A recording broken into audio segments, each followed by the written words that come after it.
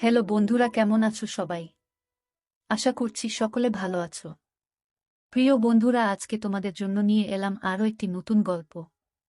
আশা করছি তোমাদের দাঁড়িয়ে যাবে, তাই ভিডিওটা শুরু থেকে শেষ পর্যন্ত দেখো। আজ দিনটা খুব রোদ ঝলমলে, তাই মালিনীর মনটাও ঝলমলে। তাছাড়া আজ সন্ধে ওর একটা নেমন্তন্ন আছে। ওর খুড়তুতো বোন সোহাগের বিয়ে। যতীনের অফিস থেকে ফিরতে অনেকটাই রাত হবে, তাই ও যেতে পারবে না। ছেলে সুমনের স্কুল থেকে ওদের বেড়াতে নিয়ে গিয়েছে। অতএব মালিনী একাই গিয়ে নিমন্ত্রণ রক্ষা করবে। সারাটা দিন কিভাবে যেন কেটে গেল। সন্ধে 7টায় মালিনী সাজগোজ করতে শুরু করল। আধ ঘণ্টা বাদে যখন তার সাজা শেষ হল, লাল বেনারসি, সোনার গয়না, সিথিভর্তি সিঁদুর আর ছোট্ট লাল টিপে তাকে অপরূপা দেখাচ্ছিল।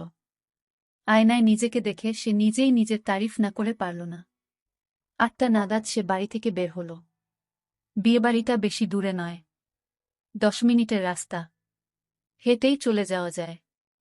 তবুও মালিনী একটা রিকশা নিয়ে নিল। কিন্তু রিকশাওয়ালা বেশি ভাড়া চেয়ে বসল। রিকশাওয়ালা ছেলেটাকে মালিনী চেনে না। মনে হয় এই এলাকায় নতুন রিকশা চালাতে নেমেছে, তাই ভাড়া ঠিকঠাক জানে না।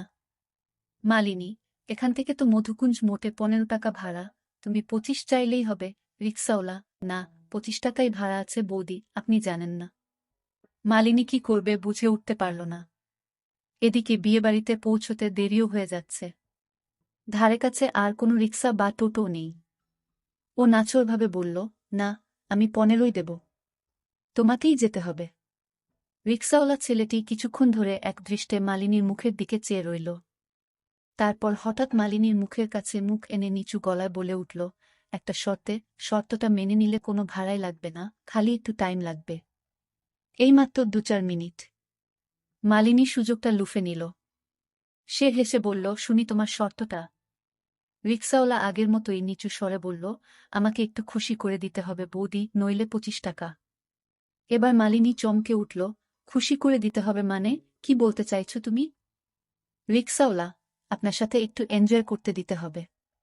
মালিনীর স্বামীর শারীরিক দুর্বলতা থাকার জন্য সে সবসময় এই কাজে তৈরিই থাকে। মালিনী বলল, সে না হয় আমি রাজি হলাম, কিন্তু এখন এই ভরা রাস্তায় কাজটা সারবে কেমন করে? রিকশাওয়ালা আঙুল তুলে একটু দূরে একটা অন্ধকারে ঢাকা পাঁচিলের আড়াল নির্দেশ করে বলল, ওইখানটায় চলুন বৌদি, কেউ আমাদের নজর করবে না। মালিনী ইতস্তত করতে লাগল। তার মনে হতে লাগল, যদি বাই চান্স কেউ দেখে ফেলে। মালিনীর মৃদু আপত্তি দেখে রিকশাওয়ালা ছেলেটি বলল, আচ্ছা, তাহলে কয়েক পা হেঁটে একটু দূরের একটা পরিত্যক্ত পাবলিক টয়লেটে যেতে হবে। ওখানে দরজা লাগিয়ে আমরা কর্ম সেরে নেব। কি, এবারে রাজি? মালিনী ভেবে দেখল, এখন হেঁটে আবার একটু দূরে যেতে হলে যেতে ফিরতে বেশ কিছুটা সময় নষ্ট হবে। ঘড়িতে টাইম দেখল, 8:10। 8:30টার মধ্যে বিয়েবাড়ি পৌঁছতেই হবে। তাই আর কিছু না ভেবে ও অন্ধকার পাঁচিলের দিকেই এগিয়ে গেল। ওর পিছন পিছন রিকশাওয়ালাটাও অন্যদিকে তাকিয়ে হাঁটতে লাগল, যাতে ওদের দেখে কেউ কিছু সন্দেহ না করে। পাঁচিলের আড়ালে গিয়ে বলল, এবার এসো, চটপট কাজটা সেরে নিয়ে আমাকে বিয়েবাড়ি পৌঁছে দাও। 5 মিনিটের মাথায় ছেলেটির হয়ে গেল। কিন্তু মালিনীর পোষাল না। অথচ তার হাতে এখন আর সময়ও নেই। তাই অতৃপ্ত মনেই এগিয়ে চলল। বিনা ভাড়ায় রিকশা চড়ে মালিনী যখন বিয়েবাড়িতে গিয়ে পৌঁছাল, তখন ঘড়িতে 8:32। আজ বিয়ে। মেয়ের বাবা স্বয়ং অতিথি আপ্যায়নের দায়িত্বে।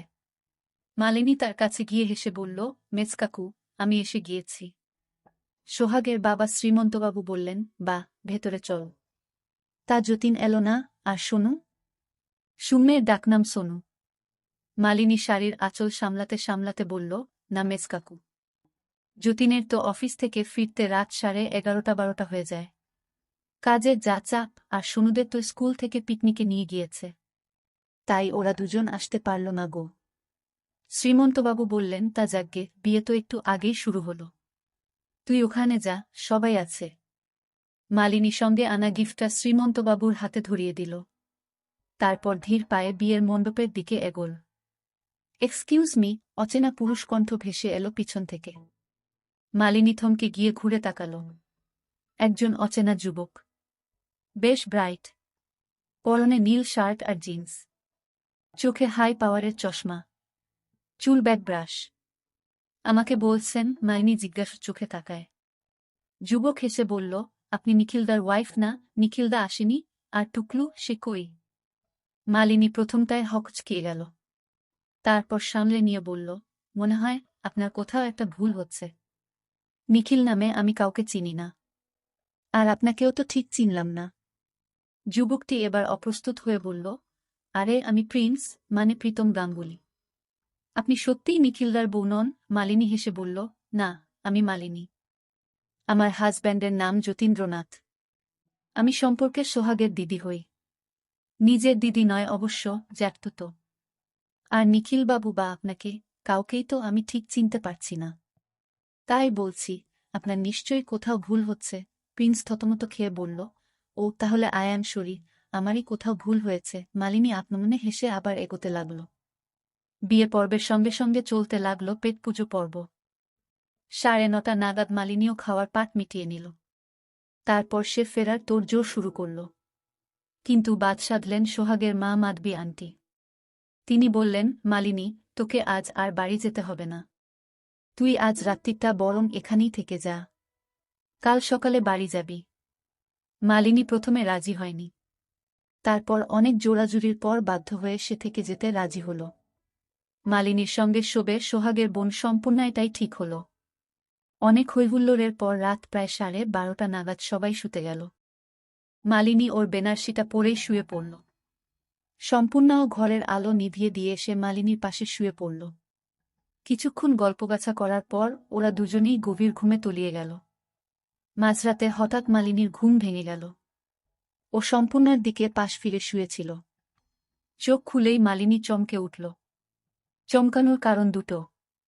প্রথমত, সম্পূর্ণার জায়গাটা ফাঁকা, আর দ্বিতীয়ত, কে যেন ওর পিছনে শুয়ে ওকে জাপটে ধরে আছে।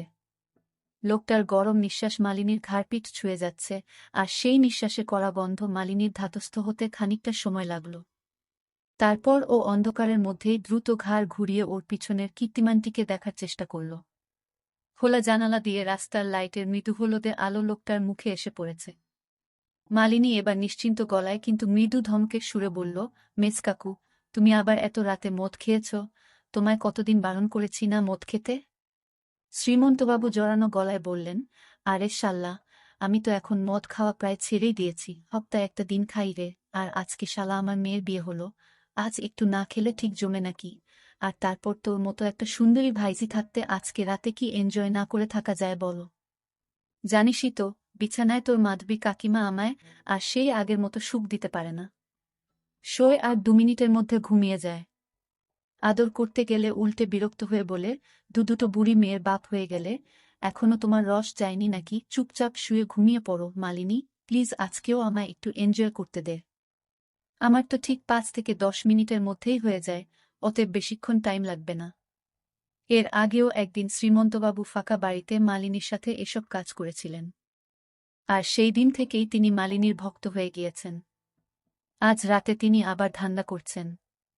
মালিনীও আর বুড়ো মানুষটাকে বাধা দেবার চেষ্টা করল না, শুধু নির্বিকার গলায় বলল, তবে যা করার জলদি করে ফেলুন। আমি জানি না আপনার ছোট মেয়ে কোথায় গেছে, কিন্তু ও আচমকা ফিরে এসে এই অবস্থায় আমাদের দেখে ফেললে একটা বড়সড় কেলেঙ্কারি বেঁধে যেতে পারে।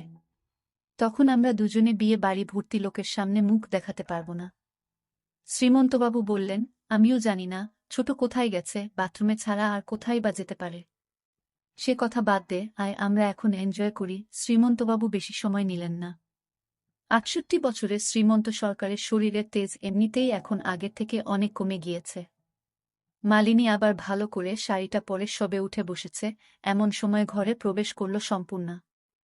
সবকিছুই স্বাভাবিক, তবে সম্পূর্ণা যেন একটু খুঁড়িয়ে হাঁটছে। মালিনী ওর দিকে তাকিয়ে স্বাভাবিক গলায় প্রশ্ন করল, কিরে, কোথায় ছিলি এতক্ষণ? বাথরুমে? সম্পূর্ণা কিন্তু মালিনীর এই সাধারণ প্রশ্নটা শুনেও দারুণ চমকে উঠল। তারপর কিছুটা সামলে নিয়ে কয়েকবার ঢোক গিলে কোনো ক্রমে বলল, হ্যাঁ গো, কিন্তু তুমি কি করে জানলে? রাত 1:15 নাগাদ অসহ্য পেটের ব্যথায় সম্পূর্ণার ঘুমের 12টা বেজে গেল। ও তড়িঘড়ি উঠে বসল। পেটে প্রচণ্ড যন্ত্রণা, হালকা হতে বাথরুমে যেতেই হবে। সম্পূর্ণা একবার মালিনীর দিকে তাকাল। দেখল, আয়েশ করে পাশ ফিরে শুয়ে মালিনী নিদ্রাদেবীর আরাধনায় মগ্ন। তাই সম্পূর্ণা মালিনীকে আর ডাকল না। নিঃশব্দে ও বিছানা থেকে উঠে গেল। বাথরুমের আলো জ্বালিয়ে ভিতরে ঢুকে সম্পূর্ণা দরজাটা ভিতর থেকে বন্ধ করতে যাবে, এমন সময় হঠাৎ একটা ১৬-১৭ বছরের ছেলে ওকে ধাক্কা মেরে ভিতরে ঢুকে পড়ল। তারপর নিজেই দরজাটা বন্ধ করে ভিতর থেকে ছিটকিনি লাগিয়ে দিল। ধাক্কাটা সামলাতে একটু সময় লাগল সম্পূর্ণার। কিন্তু আবার ধাক্কা, এ কাকে দেখছে ও? এ তো তোজো সম্পূর্ণার মাসতুতো ভাই। সম্পূর্ণা হালকা আন্দাজ করতে পারল যে ছেলের মতলবটা কি।